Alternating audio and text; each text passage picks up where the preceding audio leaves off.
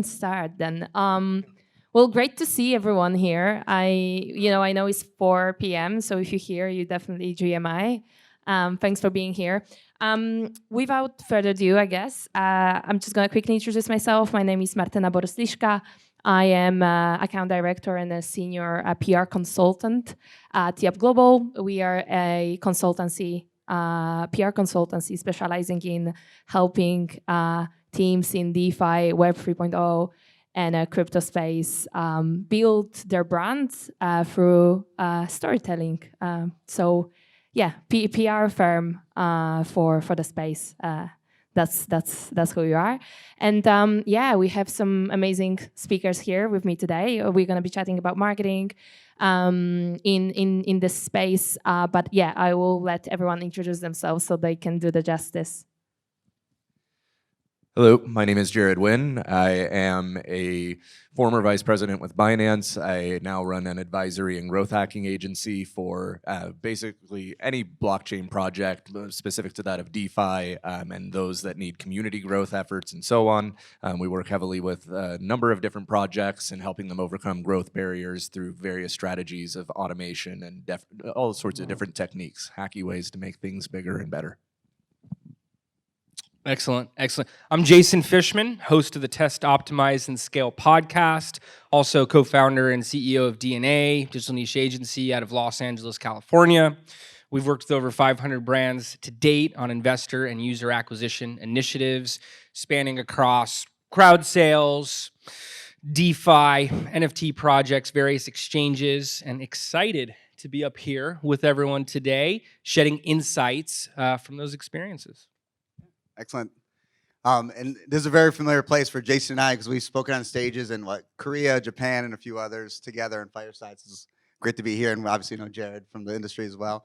So I'm Simon Bogdanowicz. Really pleasure to be here. I am the founder and CEO of Catalyst Global.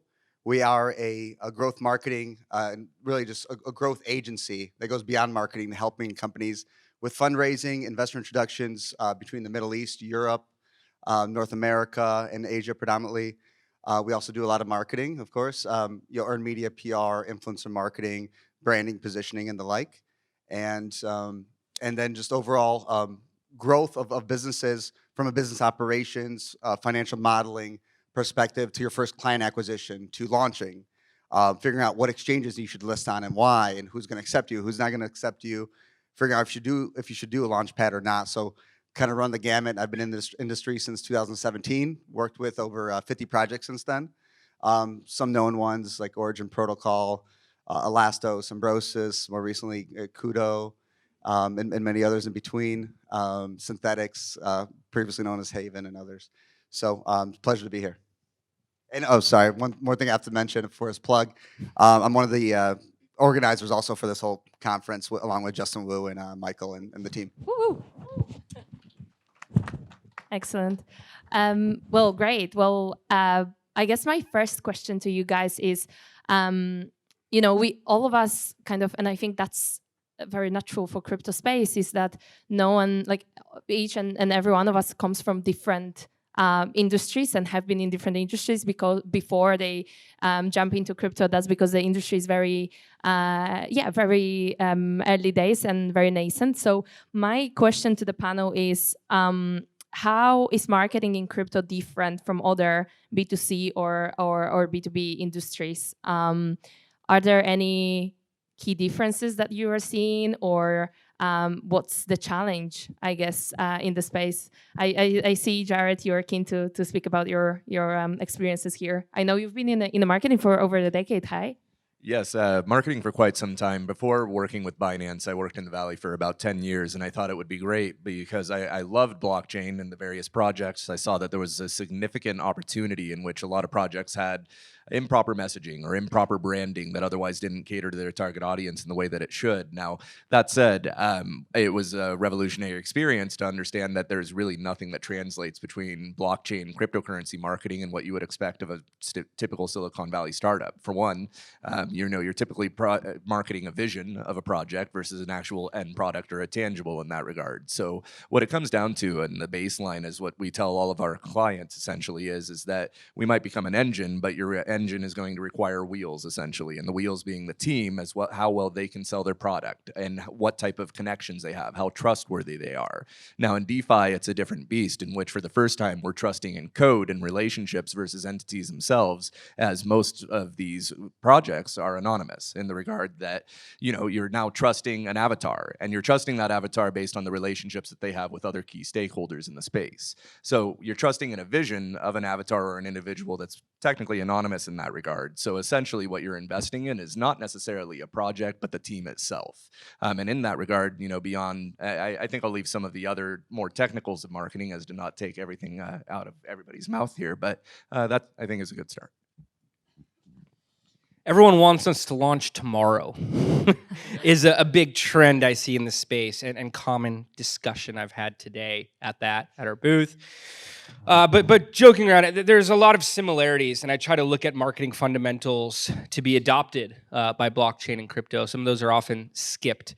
But there's a demand for a fit for the niche, the understanding, the tech. It has to be seen by the audience, otherwise can be perceived as an outsider trying to enter the vertical. That's been a big differentiator for us. But again, a lot of fundamentals, and oftentimes they're missed, they're overlooked. But timelines are definitely something there, social proof and validation. But beyond that, I've seen results in this vertical unlike any other. Whether we're talking about things that are new, different, disruptive, or not, I've seen audiences built, engaged, and converting quicker here than any other space. And I think that speaks to the novelty, the nature of the technology that's being put out and the evangelists around it. But that's just one note. Mm. You guys didn't leave much for me to say, right? I've got actually a follow-up question for you, Simon. Okay. So this is really interesting, and I really like how you were talking about the anons in the space, and that now you have to trust the that like you base your the whole concept based on the team that you trust in. So I want to ask, and Simon, maybe you can jump in here. Do you think building a brand in crypto is more difficult than in other industries then? And perhaps in other more established industries, right? Because I guess from one side, when you look at this, it's like crypto is so new, so maybe it's easier to actually, cut through and then build an amazing brand, because it's like there's no playbook to look at, like nothing has been done yet, so it's like the world is your oyster pretty much. But then at the same time, it's like, yeah, I sometimes I can't help, but I feel like crypto is still almost like an echo chamber, or lives in their own bubble. So yeah, my question is, do you think it's easier to build a brand in the crypto space than, say, fintech? Yeah, fintech or whatever. Yeah, I mean, going back to Jared's point and everything else, it's like early stage VC investing. When you're looking at the team, right, and everything else, you have to trust when the market is in a bull or in a bear or neutral or whatever have you. Are they going to be around? How long are they going to last? What are they doing now? Beyond the marketing, what are they doing with their own treasury management, their finances, right? Like a lot of, after 2017, 80% of projects died in 2018, right? And then another explosion and another dip, right? So you have to be able to weather all storms, and your marketing has to change with that as well, and how you spend your marketing dollars, do it wisely. And that doesn't mean also cut all marketing. But to that point, I do think it's a really blue ocean, open playbook. I think the space is the most collaborative out of any industry that I've ever been a part of or that I've ever known. I come from a traditional finance background, worked in M&A and on Wall Street for a number of years, worked in traditional Fortune 500 sales for Silicon Valley companies before I stepped into it. So my purview, the way I think about these companies and how to grow them, how to build them for the long term is very different, right? We have very more strict due diligence in terms of what companies we do take in and work with. We're not going to just work with anybody because it harms our reputation, and more importantly, it harms the people that are part of it, right? The community, the investors, everyone else. You don't want to be pushing a fugazi on the industry if you know it, even if they're trying to pay you, 6 figures a month, things like that. So I think it is easier to build a brand build a reputation because of the connectivity in blockchain and crypto in general, because of the community building and how fast things spruce up, because of collaboration between projects, between layer 1s, layer 2s, and NFTs, and the enablement that NFTs really bring to the table for marketing from a utility perspective are unbelievable. I mean, guys, it's like the dynamic NFTs, that stuff that's coming out, especially merging of music and sports and the retail luxury market with NFTs, is going to shoot marketing in the space through the roof, unlike any other industry, and we're really just getting started in that space. And I just want to add on to that, you know, there's elements of marketing or branding in crypto that you touched on some really great points where it is easier to some extents, but there's also other extents for traditional marketers where your funnel opportunities are minimized. If you want to do paid ads, tough luck. If you want to actually, you know, try to get celebrity endorsements, not going to happen. They're probably going to be afraid of the SEC. So there's opportunities in that where it's harder, but there's also other opportunities in which you can create significant loyalty with the community, in which if you think about Ripple, which is for better or worse a fucking shit coin. You know, the Ripple at this is like, He said it. let's be real. But the fact is that Ripple has a loyalty to it because it made a lot of people very wealthy in the process of its rise. Those who were with it in the longer term made more money, and when you actually provide that reciprocative value to a community, they're going to be loyal and they're going to continue to endorse and so forth. And that's the one mechanism that, in my opinion, blockchain and crypto has, is really the ability to build a very passionate community, which is otherwise going to layer into many other verticals, in my opinion. Jason, I know you want to say this, but I'm taking it out of your mouth. Yeah, one thing you have to be really careful in marketing crypto and everything is how the token and everything plays into security markets, SEC, and other jurisdictions that are really looking at it. So that's very, very important. And unlike other established industries with the marketing, it's, you know, you kind of know what to do and how to do it and repeat a great system. Here, the creativity can get you in trouble, so you have to make sure you clear things with your legal counsel and things like that. But there are ways to do it. Who here has seen a DeFi cryptocurrency NFT advertisement in the past week?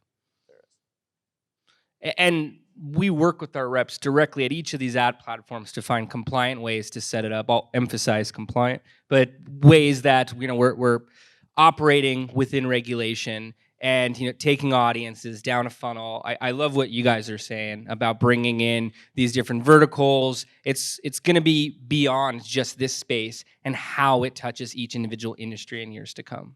And where there's a will, there's a way. And we're not marketers, we're hackers ultimately at that. Right. So We're growth hackers. Absolutely. I measure it at my agency. Good marketers are good problem solvers. So have to find the ability. If there's a good traffic source, we have to figure out a way to do it. If influencers are shy, how can we warm them up? How can we go mid-tier but higher volume of influencers?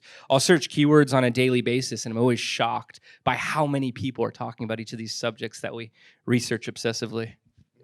Amazing. Yeah, it's amazing that you're talking about the advertising aspect of it as well. I think it has to happen. Like it has to happen, and you guys are pioneers essentially because you're the ones. You're gonna be in whoever here is and working on marketing teams. Like you guys will be able to say that you were the first to do an NFT campaign or you were the first to put ads here and there. Like I think it's incredible. But also, Jared, you were talking about a little bit about brand loyalty, and that's something I want to touch on because from users' perspective, like when I started in yield farming here and there, I would it's very easy to like log on to your MetaMask and go from one protocol to another and like in search for the highest yield, right? How do you keep people engaged and within your platform and not looking elsewhere? How do you build brand loyalty, I guess, in this space when everything is so collaborative, everything is very easy to switch from one DeFi protocol to another? I think they... I can. So I like to start everything with strategy. For me, there's not one tactic that is not included in a larger strategy, or at least space for that creation, for that development. So I can't pull something in my back pocket and say, this is the way to do it, as much as let's research the real-time competitors in a marketing standpoint.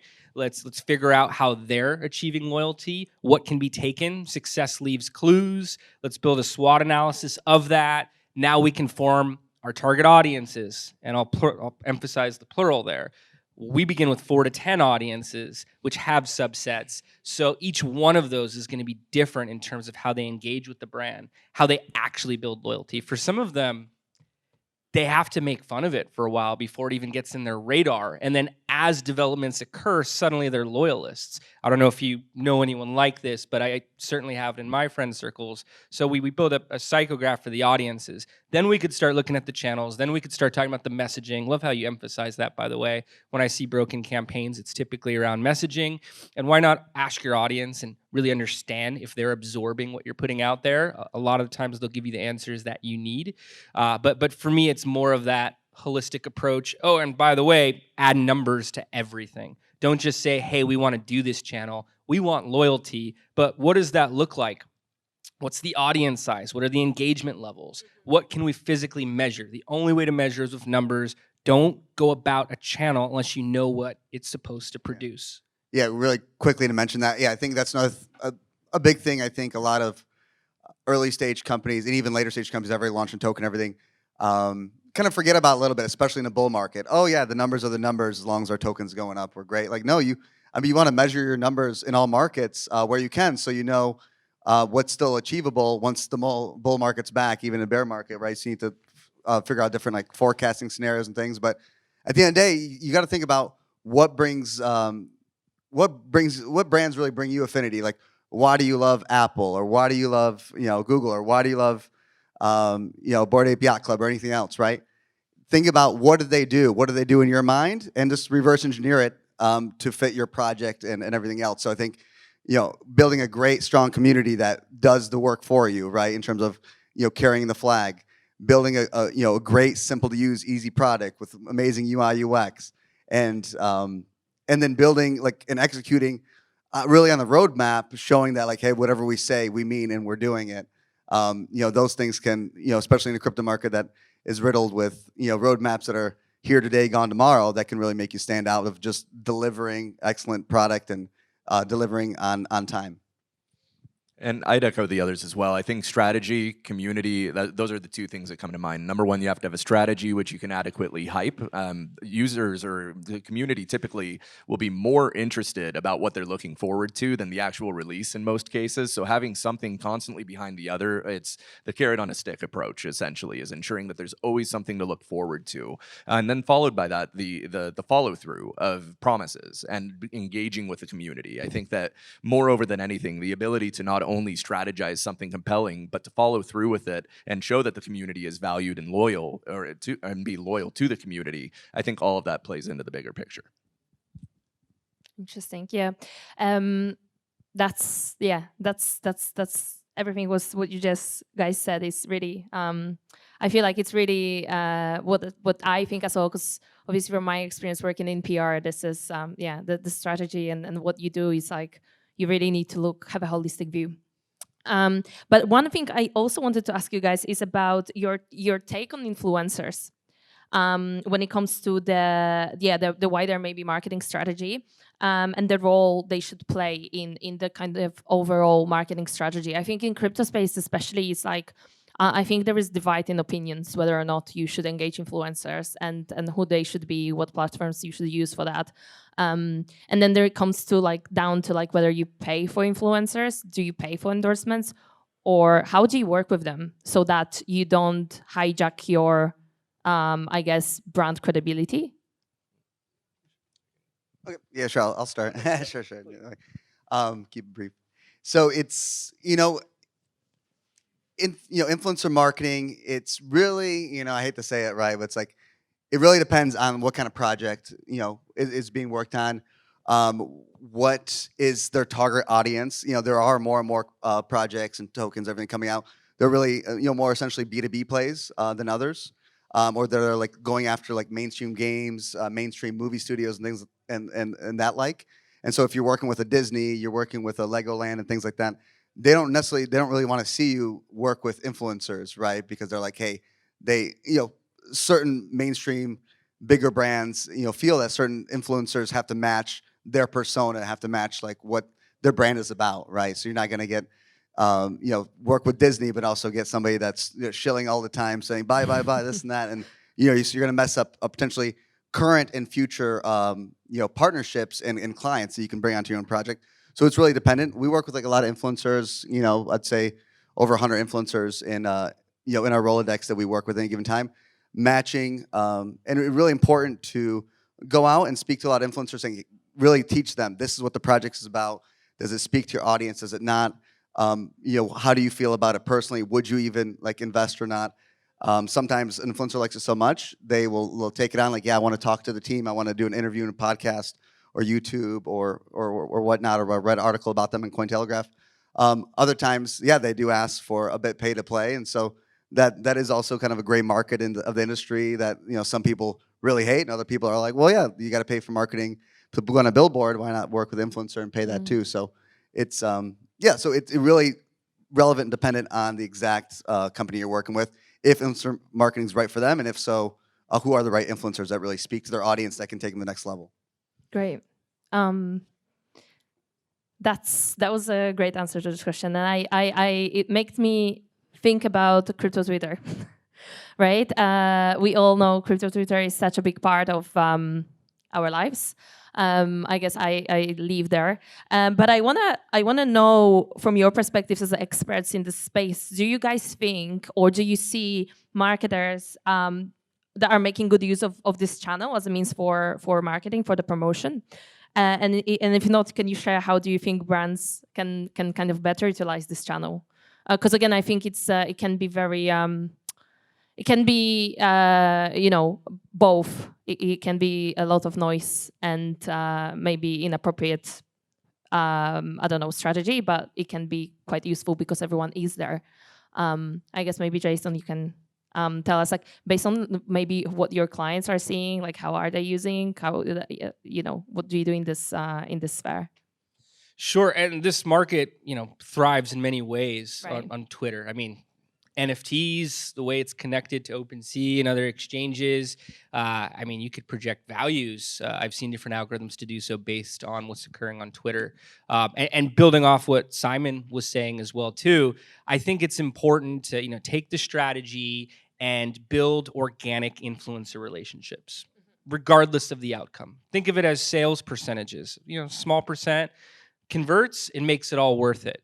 If there's media values that are offered, I assess these all the time. It can make sense. And then it's a marketing engagement, less than, hey, we're paying for this relationship. But as Simon was saying, they're actively involved. I get influenced by my brother, my barber. My barber tells me NFTs to get all the time. I don't know if anyone shares that, but they tend to be good at this. Anyway, the word influencer is often misused. It's very broad. We're all influenced in one way, shape, or another. We're trying to influence our ideas to some degree here because we find them to be insights based on these experiences. But all of that can be taken to Twitter and looking to find different tiers of influencers, how they can be your voice, and how you can add to that conversation. Not force it, but inspire it. Brilliant. Okay. Well, I see that we have 2 minutes left. I thought it's 12, but whatever. Do you guys have any questions to our panel? Yes. Okay. I was going to say one more thing about crypto Twitter and just influencer marketing in general. Go for it. I would think it's really important to treat influencers where possible as extension of your internal marketing team. And if you can get them to that level where you're like, hey, we're going to be running this contest. We're going to be releasing this. We want you to help build up a raffle or a giveaway and stuff, and really interact with your audience and treat them like your audience is our audience. And the higher levels of engagement that is, the more drive it will come to your, the more attention will come to your token, your project, your Discord, and everything else. So just being really creative now in contests, giveaways, raffles, whatever you can. And I've seen like drive communities like through the roof, very early stage, especially a lot of these NFT projects where they have really creative ways and like Easter egg hunts all over the web, their website or all over the internet to get to a rare NFT, things like that. You have to really think about the engagement. And what will inspire social shares? It's all about getting your audience not only to understand it, but to share with everyone they know. It's all about the approach, ultimately. Just don't pay for shilling. You'll lose credibility. Right. Right. For whoever has questions, can we please get your name, the question, and who you would like to ask this, direct this question to? Go for it.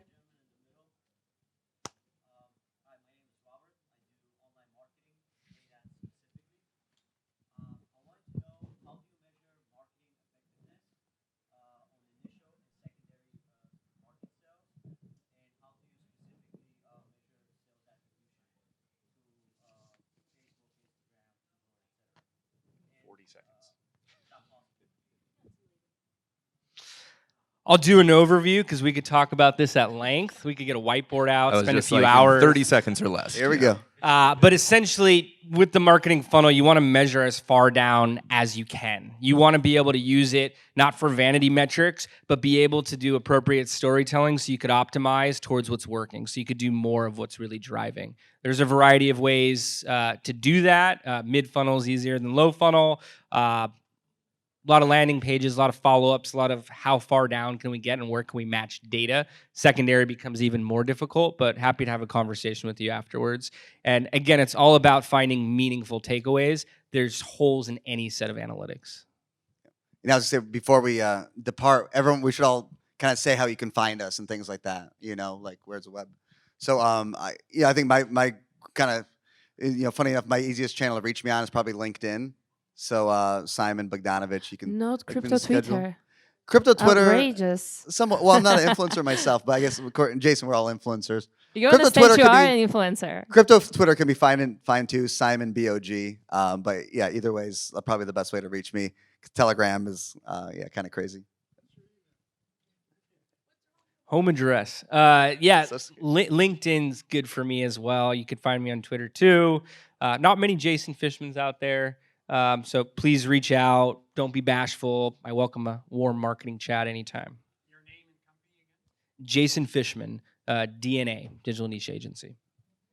You can find me on Twitter, LinkedIn, Telegram. My first name, last name, Jared Winn, JARREDWINN.